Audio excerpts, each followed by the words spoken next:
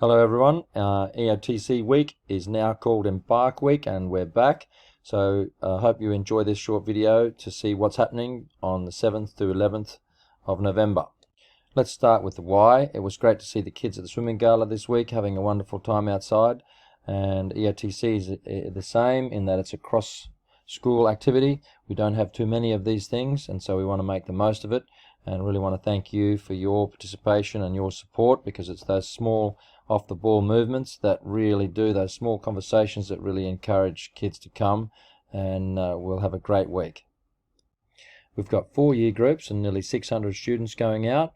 We've got a special group arranged for unvaccinated people, and we've also this year using local providers for the first time. So the negotiations for that have taken a little bit longer, and so my apologies for not getting the information to you as quickly as we can, but those negotiations have taken a fair bit of time.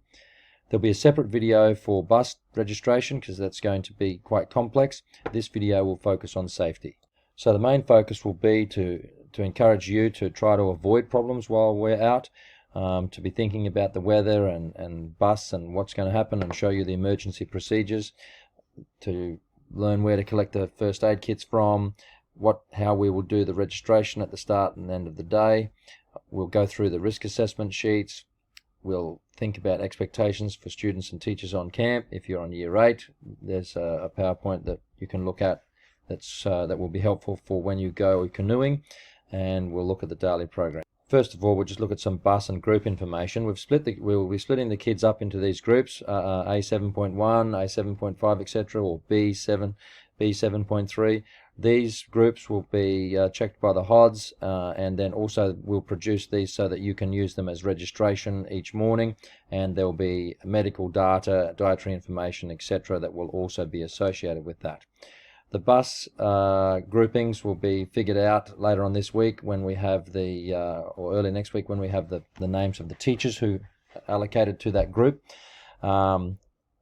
There's 4 year levels going, so I really want to focus on safety while the buses are coming and going. We have to just be really alert to that and be patient with that time, because there's a lot of people that are going to be moving and a lot of buses coming in and out of the school. Later next week, before we go out, you'll be given what we call this RCHK Trip Safety Information Pack, and in that there will be a manifest which will include all of the students' names and the emergency contacts. That will be alphabetical, so you'll be able to contact someone quickly if you need to. The medical information will include allergy, past medical conditions, etc.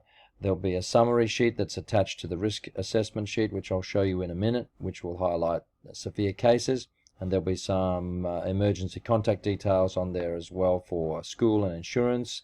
And if a bus doesn't turn up, we'll get a bus phone number in there for you. So once you know the names of the students in your group and you're allocated to a group, can you please just have a look through that manifest to see if there's any medical report there that you might need to just be aware of, and then you can just have a chat with the student when you're on the bus or before you go, while you're waiting, doing the register, about the nature of that need, and so you have an understanding of that. Please be reminded that it's challenge by choice for the students. We don't want to have tiers too much, but we do want to push them a little bit to their limit and encourage them to do activities, but we won't force them to do that. With phones on trips, we'll be a little bit more relaxed with that than usual maybe. We need them for scanning in at different points in time maybe, but you can discourage them please from using their earphones and listening to music while we're on the bus. Buses are a great chance for kids to just chat and to sit there and mess around a little bit and just be a kid. So let's help them to enjoy that by limiting their use of earphones. And if we could also just watch out if they want to call their parents for different things, ask them to call me if they need to. We want them to learn to solve problems on their own rather than ringing up and asking for help. I'll just quickly go through now the risk assessment form that we'll fill out and which will be in each trip safety pack. Okay, the risk assessment form is the standard ESF RCHK form. The whole form is designed to just help us to be thinking about risk and to just be a little bit aware of what's coming up. and then I'll fill these out, and they'll be in each trip safety pack. So probably the main thing we need to worry about is the buses and getting on and off the buses, so that we maintain some sort of semblance of safety there. Monitor students while on the buses for bus sickness, etc. There might be some windy roads on the way. Another big one will be there'll be hiking involved with many of the year groups. So if you're hiking with them, just make sure we're really in charge of knowing that the group is together and they can see each other. It's very easy for, if there's a turn off and the groups are separated, for students to take a wrong turn, and this is a real safety issue for getting lost. So please keep it someone at the front, someone at the back, and keep students in a tight formation if you can. So buses, as I've spoken about, there may be some minor injuries such as cuts and bruises and things like that. We'll just treat them as we normally would. There'll be a first aid pack with each group. One other thing to watch out in Hong Kong is that there might be some mosquito bites, etc., and eczema. So just watch out for kids with those sorts of issues, and try to encourage people to put sunscreen on and to put mosquito repellent on before we arrive. At the bottom of each safety risk assessment, there'll be the phone numbers, etc., that you need to call. So there's Jeff's phone number, he's the emergency contact, and then my phone number. If it's really serious, we want you to call the ambulance first, then call us, and then we'll sort that out. You don't need necessarily the insurance information. Then at the very bottom, I'll have pasted in here the summary of the worst alerts for each year level, so you'll have quick access to them in another location. That summary will look like this, and we'll have all the information from Gateway. The emergency contact list, just highlighting those numbers for you. We will send some RCHK medical kits with each bus. So if I allocate you as a staff member to collect the kit, can you please go down next Thursday to collect that, or Friday from the nurse, so that you've got it with you when you arrive at school on Monday, or leave it at your desk and you can pick it up on Monday. There's some slightly more complex things happening with Year 8. There's a Yau Tong group of 30 students every day, which will, with their teacher, need to go and collect some lunch from Chartwells at RCHK Chartwells, the famous one. They'll be going to an airgun shooting activity, and they need to collect their lunch between 8 and 8:30. There's a Mong Kok group of 30 students. They will go to Mong Kok each day to a climbing wall. They'll actually get back to school at 2 o'clock, so they'll be able to eat their lunch and then go home on the school buses. And then there's 3 lots of 30 groups, kids, so 90 going out to Tung Chung. They'll receive their lunch at the venue there.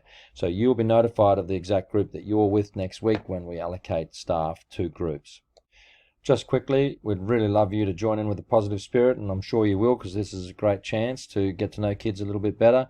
We want you to be just a bit active on the bus and supervise there, and then at venues, just really just have a chat with them, encourage the kids, and join in if you want to, and make sure you've got access to the lists and the first aid kit, or who's got that. You've got your phone charged, and just be fairly active and assertive with watching for safety, and encourage the kids.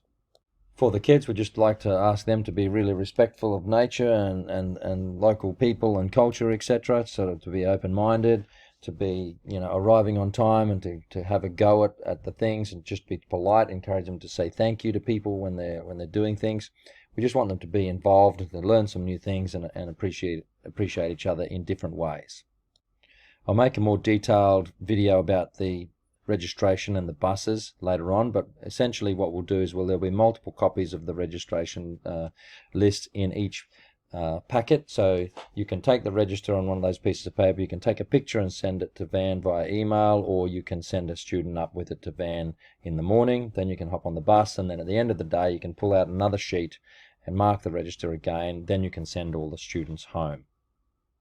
Okay, this has been a quick version. If you want to know more information, you can look through these slide sets or come and find me. But thank you very much for your participation and for your patience in watching this video.